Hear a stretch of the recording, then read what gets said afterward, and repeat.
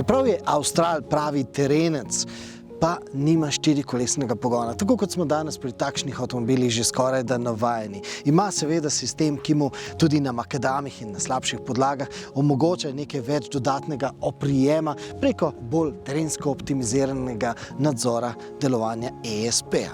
Ampak posebnost Australa pa je tisto, kar je pri Renaultu že kar nekaj generacij posebnost. Štirikolesno krmiljenje, se pravi, ko voznik obrne volanski obroč, ne obrne samo prednjih koles, ampak tudi zadnji par koles. In čas je, da sistem štirikolesnega krmiljenja preizkusimo v praksi na tem heliportu, po notranjem obroču heliporta.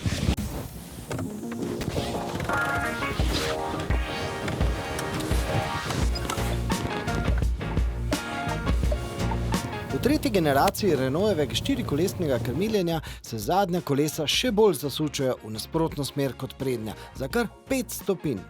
Za primerjavo, kroženje po notranjem obroču konkretnega heliporta je enako obračalnemu krogu Renaulta Clio.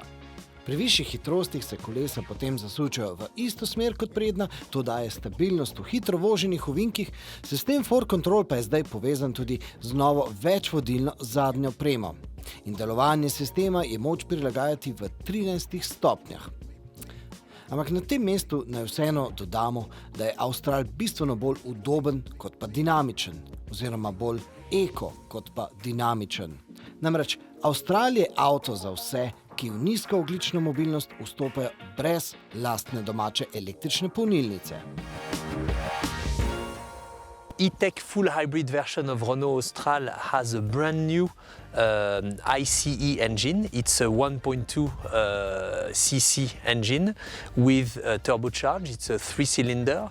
It's one of the highest efficiency rates in the market. We're talking about 41% efficiency, which is the maximum you can get in the market. It's equivalent to diesel efficiency, roughly.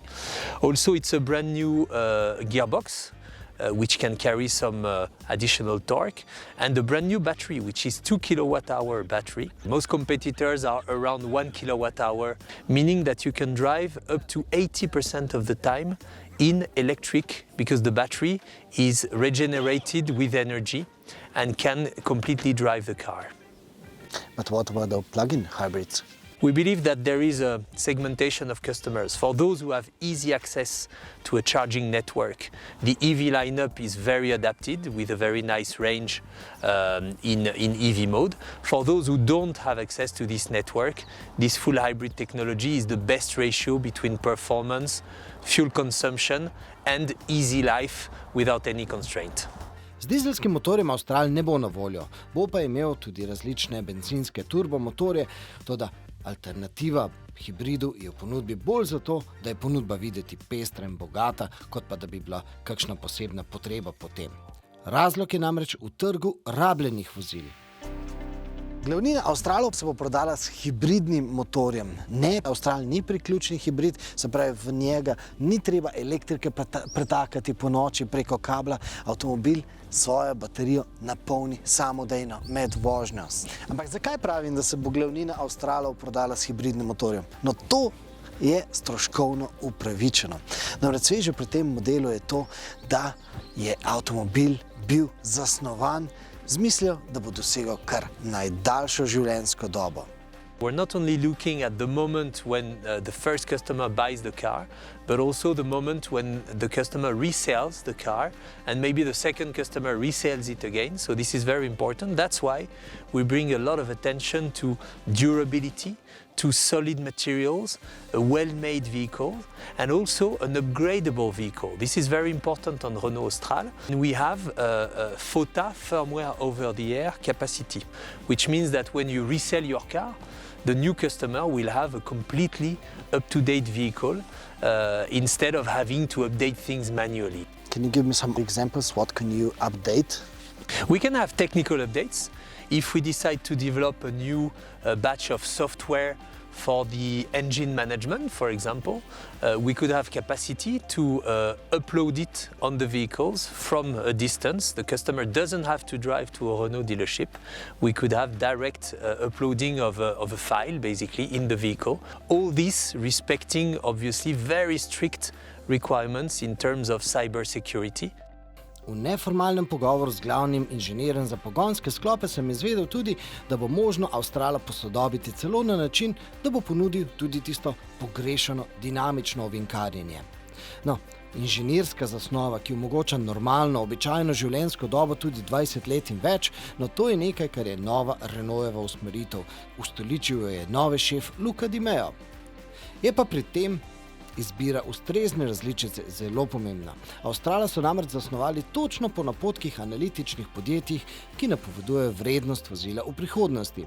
In bogato opremljen hibridni Austral bo močno nadpoprečno ohranil svojo vrednost.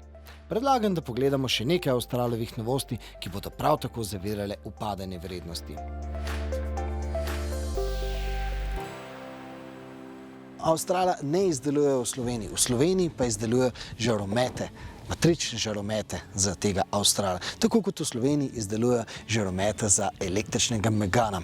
No, še en poudarek je tukaj na mestu, namreč ta barva, ta siva barva preprečuje, da bi se na njej poznale praske.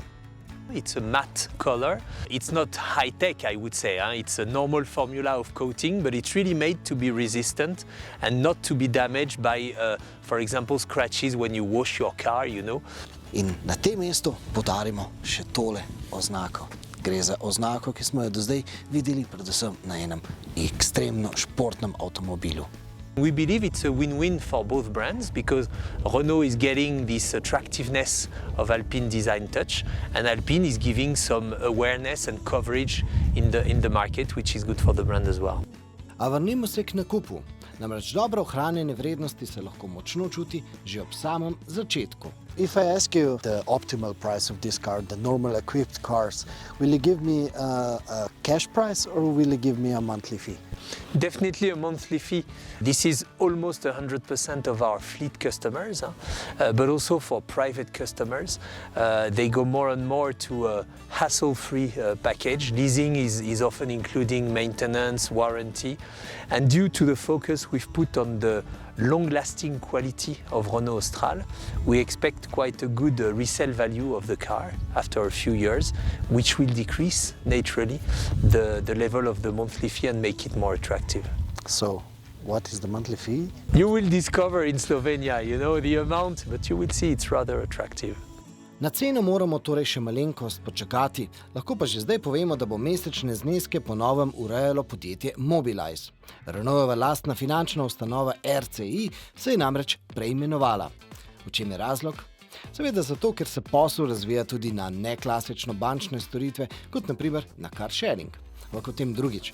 Zdaj je bolj pomembno, da so bančne storitve prek programske opreme avtomobila povezane tudi z našim načinom uporabe avtomobila. We are launching usage-based insurance, a new system which is using the capacity of OpenAirLink developed with Google to register the type of usage that you have with your car and to adjust the insurance fee that you pay. What are the discounts if you drive nicely? You can think about something like 10% roughly. This is the order of magnitude. When can we expect that kind of calculating based on driving? We are starting with a few countries, this usage-based insurance system. It's not available for Slovenia yet, but we can expect that before the middle of 2023 we will have an offer for the Slovenian market. Pa naj povemo to še z drugimi besedami, da si bomo znali predstavljati, kam vse to pelje v prihodnosti. No to na primer pomeni, da priljubljena aplikacija Drive zavarovalnice Triglav ne bo več jemala podatkov zgolj iz mobilnega telefona, ampak kar direktno iz računalnika avtomobila. V Australu je to zdaj tehnično možno, ampak izkušnje nas vendarle učijo, da se bomo verjetno še kar načakali. V dobi nedosegljivo visokih cen se zdaj marsikomu zdi Renaultovo pričakovanje, da bodo večinsko prodajeni najdražji Australi, povsem nerazumsko. Toda Austral je že v svojem štartu zasnovan z mislijo na neposredno povezavo na storitve Mobilize. Tam pa dobro vedo, da se v Evropi že zdaj glavnina avtomobilov proda prek leasinga z garantiranim odkupom. To pomeni, da nam banka na mesečne zneske ne razdeli celotne nakupne vrednosti avta, ampak zgolj izgubo vrednosti in pa stroške za čas naše uporabe avta. Kako gre to v praksi? No, imamo zgodbo za vas in naj bo ta zgodba vaš naslednji klik.